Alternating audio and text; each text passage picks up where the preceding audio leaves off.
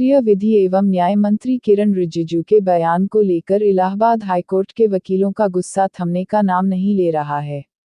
Allahabad high court की bench Agra में बनाए जाने के उनके बयान को लेकर विवाद लगातार गहराता जा रहा है।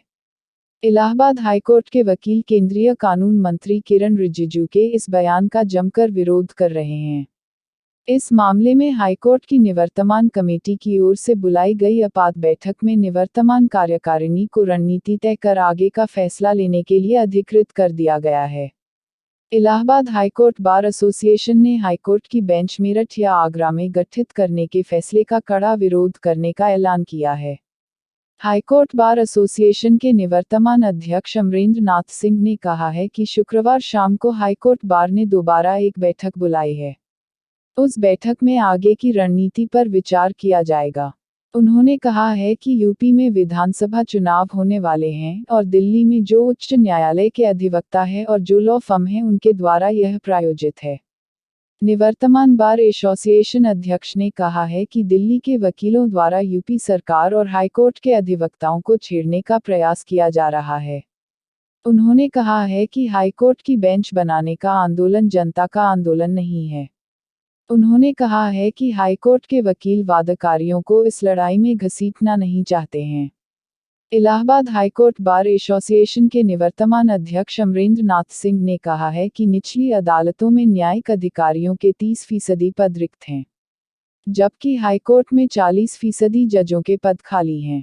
उन्होंने कहा है कि सरकार से यह मांग है कि अगर यह पद भर दिए जाएं तो वादकारियों को आसानी से न्याय मिल सकेगा। उन्होंने कहा है कि जहां तक पश्चिमी यूपी से प्रयागराज वादकारियों के आने में परेशानी का सवाल है, तो यह पूरी तरह से निरर्थक है, क्योंकि इलेक्ट्रॉनिक युग में घर बैठे मुकदमे को दाखिल किया जा सकता है और उसकी जानकारी भी मिल सकती है। उन्होंने कहा है कि इलाहाबाद हाईकोर्ट की एक और बेंच बनाने का फैसला संविधान के खिलाफ है। यह न्यायिक निर्णयों में भी विविधता को बढ़ावा देना होगा। उन्होंने कहा है कि जब विभिन्न प्रकार के निर्णय होंगे तो उसका दबाव सुप्रीम कोर्ट पर भी पड़ेगा। हाईकोर्ट बार एसोसिएशन के निवर्तमान अध्यक्ष अमरेंद्र नाथ सिंह ने कहा है कि केंद्रीय कानून मंत्री का बयान हाईकोर्ट की अस्मिता, अस्तित्व और न्याय व्यवस्था के खिलाफ है। उन्होंने कहा है कि उनके इस बयान से वकील ही नहीं बल्कि वोटकारी, व्यवसाय और शिक्षा जगत से जुड़े लोग भी आहत हैं। उन्होंने कहा है कि देश की आज़ादी के आंदोलन में भी इलाहाबाद हाईकोर्ट का महत्वपूर्ण स्थान है। वरिष्ठ अधिवक्ता अमरेंद्र नाथ सिंह ने कहा है कि हाईकोर्ट बार एसोसिएशन की आपात बैठक में केंद्रीय कानून मंत्री के बयान की निंदा की गई और उसका विरोध किया गया। उन्होंने कहा है कि वकीलों का विरोध तर्कपूर्ण है और जायज है। उन्होंने कहा है कि जसवंत सिंह कमीशन की रिपोर्ट के बाद उत्तराखंड राज्य बन चुका है, इसलिए अब इसकी आवश्यकता नहीं है। उन्होंने कहा है कि जहां तक दूरी का सवाल है वह सुप्रीम कोर्ट के लिए लागू हो सकती है, लेकिन आज आवागमन के यातायात के बहुत सारे साधन मौजूद हैं। इलेक्ट्रॉनिक युग है, घर बैठे लोग याचिका दाखिल कर सकते हैं। ऐसे में पश्चिमी यूपी में बेंच की मांग अनुचित है। उन्होंने कहा है कि इलाहाबाद हाईकोर्ट के न्यायिक अधिकार को कम करना इसी गरिमा को कम करना होगा। हाईकोर्ट बार एसोसिएशन के निवर्तमान अध्यक्ष अमरेंद्र सिंह ने कहा है कि इलाहाबाद हाईकोर्ट के वकील इलाहाबाद हाईकोर्ट की बेंच पश्चिमी यूपी में बनाने के खिलाफ विरोध करते हैं और आगे भी करते रहेंगे। उन्होंने कहा है कि हाईकोर्ट बार एसोसिएशन केंद्र सरकार, राज्य सरकार और चीफ जस्टिस को इस मामले में वैधानिक स्थिति के साथ ही साथ यहां के लोगों की भावनाओं से भी अवगत कराएंगे। वहीं चुनावी माहौल में इलाहाबाद हाईकोर्ट की बेंच को लेकर वकीलों के उग्र होने से राज्य सरकार भी बैकफुट पर आ गई है।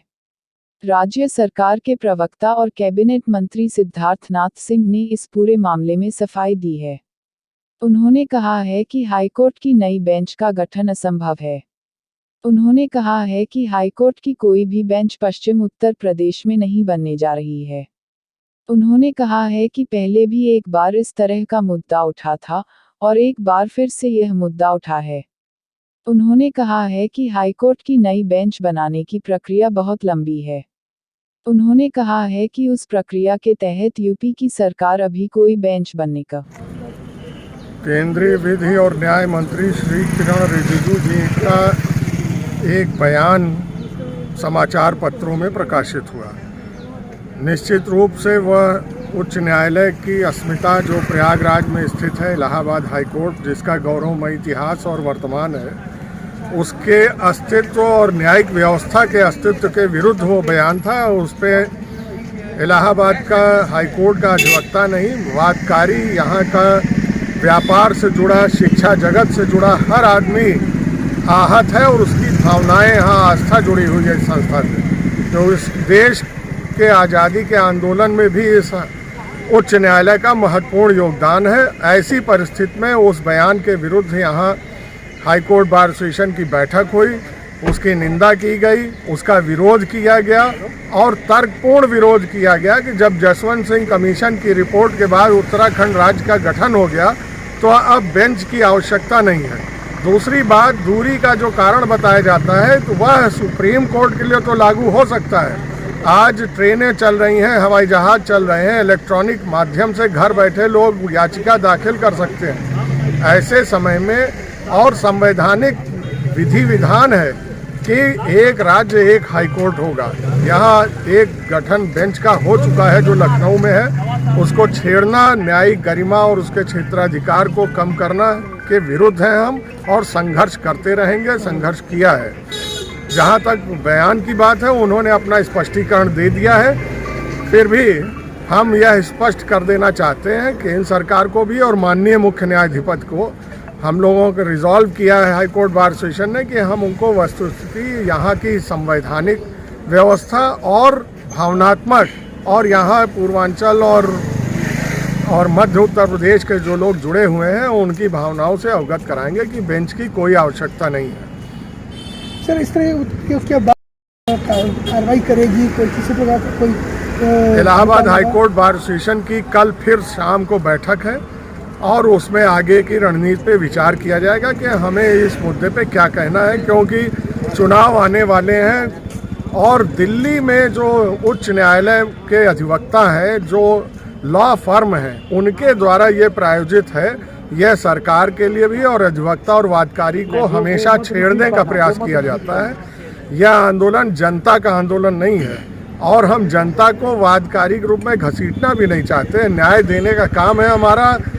उत्तर प्रदेश में 30% न्यायिक अधिकारियों के पद रिक्त हैं। उच्च न्यायालय में लगभग 40% न्यायाधीशों के पद रिक्त हैं। सरकार से हमारी मांग है कि यदि यह पदों को रिक्तियां भर दी जाएंगी तो यह प्रश्न कि हम दूर हैं और हम पास हैं, कहीं न कहीं तो हर एक आदमी दूर होता है, उसको न्याय मिलता है। दूरी की जहाँ तक बात है वह निरर्थक अब तर्क हो गया है, क्योंकि अब तो आप इलेक्ट्रॉनिक माध्यम से घर बैठे मुकदमे को दाखिल कर सकते हैं, बहस कर सकते हैं और आवागमन की सुविधाएं बढ़ाई हैं सरकारों ने। तो ऐसे में एक और खंडपीठ स्थापित करना संविधान विरुद्ध ही नहीं है। न्यायिक निर्णयों में भी विभिन्नता को बढ़ावा देना होगा। उसका दबाव पुनः सुप्रीम कोर्ट पे बढ़ेगा। जब कई तरह के विभिन्न प्रकार के निर्णय होंगे तो सर्वोच्च न्यायालय पे उसका दबाव बढ़ेगा, लोग संतुष्ट नहीं होंगे। मंत्री जो है किरण रिजिजू के बयान पर, तो क्या आगरा में? देखिए, ये जो है ये असंभव है। कोई भी हाई कोर्ट की बेंच या हाई कोर्ट का डिवीज़न आगरा या पश्चिमी उत्तर प्रदेश नहीं जाने वाला है। ये पहले भी एक दफ़े एक विषय उठा था और क्यों उठा था मुझे भी नहीं पता, मगर फिर उठा है। ये कभी नहीं होने वाला है, उसकी एक प्रक्रिया बहुत लंबी है और उस प्रक्रिया के तहत जो उत्तर प्रदेश की भारतीय जनता पार्टी की सरकार है वो ना अभी होने देगी ना भविष्य में होने देगी।